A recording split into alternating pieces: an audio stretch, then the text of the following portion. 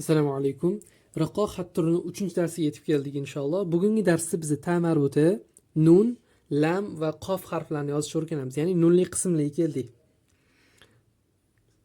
Xo'p, bismillah. Ta marbutadan boshlaymiz. Ta marbutani bitta nasb Buxoriy degan oddiy nasb xatimizdagi ta marbutani bitta yozib ko'rsatib olamiz. Qanaqa edi? Xo'p, bu bizdagi nasb xatidagi ta marbuta. Ko'rishimiz uchun endi riqohat turida bu o'zgaradi. Ya'ni razmeri, ya'ni o'zini shakli kichkinlashadi. Qanaqa? Bitta katiga sig'mas bo'ladi.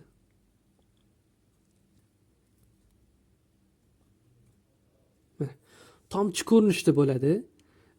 Uchun tekis qo'ysangiz bo'ladi, tekizmasangiz ham bo'ladi. Chunki o'ziga xos bu xat turi. Qanaqadir chiroyi kerak bu xat turida. Xo'p, bu ta marbuta harfi bizda. Tochkalari qanaqa bo'ladi? Agar siz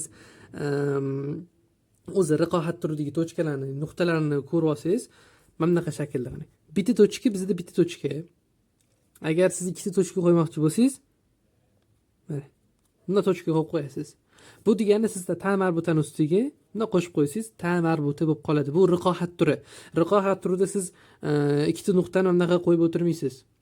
Nimaga? Bu vaqt olyapti. Ya'ni biz ikkita nuqtani bundoq ikkita harakat bilan yozyapmiz.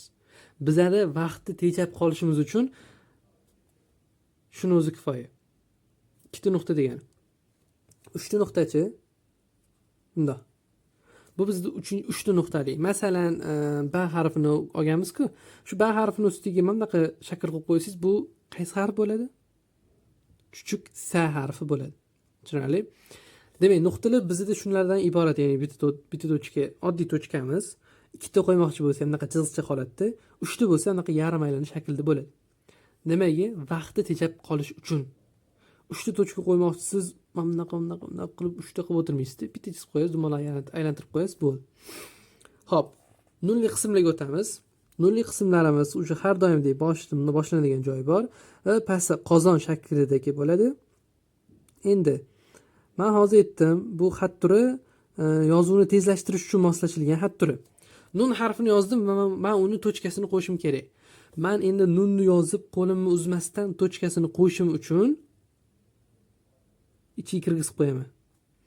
Ya'ni ichiga kirgizib qo'ysam, yana aylantirib, bu nuqta hisobiga o'tib ketadi.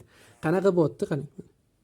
Nunni yozdim, aylantirib olib kelib qo'yib, yana bunday aylantirib, o'ziga aylantirib qo'ysam, bu bizdan nun bo'lib qolyapti. Shu ruchkam yaxshi yozmay qo'yapti ba'zi. Bu mana nun nuqta, nun harfi. Qarang, mana bu joylarda ruchkani almashtirishga to'g'ri kelar ekan. Qalin bo'lib qolyapti. Iloji boricha qarang. Bu yoqda katta dumaloq, bu yerda kichkina dumaloq. Ya'ni bu ham qiyinroq bo'lib tushishi kerak, tushundingizmi? Yozganingizdek qiyin bo'lib tushsa avvalroq bo'ladi, ya'ni yaxshiroq bo'ladi. Nun harfini ikkinchi ko'rinishi ham bor. Bizda boshqacharoq. Ya'ni nuqtasi ichiga qayrilmagan bo'ladi, tashqariga chiqqan bo'ladi. U qanaqa bo'ladi, qarang. Nun tashqariga chiqarib qo'yamiz. Bu bizdagi nun harfini nuqtasini tashqariga chiqqan holati. Endi savol tug'iladi, nimaga bu bunaqa? Ne tochkasini yozib qo'ymayapmiz, oddiy qilib. Yo'q, buni ham vaqtdan yutishimiz uchun biz nun harfini tochkasini shu narsani ichiga kirgizib yoramiz. Tushunarli? Qof harfi ham xuddi shunaqa bo'ladi. Qarang. Ko'zini yozib oldik. Nun va bo'ldi. Ko'rdingiz? Tochkasi tashqarida qolib ketdi. Endi yana bitta zo'r savol berishingiz kerak. Shu paytda, qarang ustoz, mana bu yerda mana qilyapsiz. Nun harfini yozdingiz, tochkasini tashqariga chiqarib qo'ydingiz. Nunda bitta tochka bor. Endi qof yozib olsiz, qof yozib bo'lgandan keyin bu yoqqa chiqarib qo'yasiz. Bu ham bitta nuqtani ichiga shakliga kiryapti. Bu ham bitta nuqta, bu ham bitta nuqta. Lekin bizda qofda ikkita nuqta bor. Bun paytda nima qilamiz desa, endi qarang, eshiting. Nun harfi to'g'ri, mana shu shaklni o'zidan biz nun harfini bilib olamiz. Qof harfini tochka qo'ymasdan ham bilib olishimiz mumkin-da.